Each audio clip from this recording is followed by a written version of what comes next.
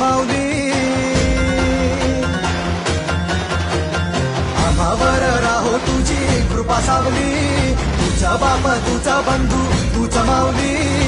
धाव घेती भेटीसाठी तुझी लेकरे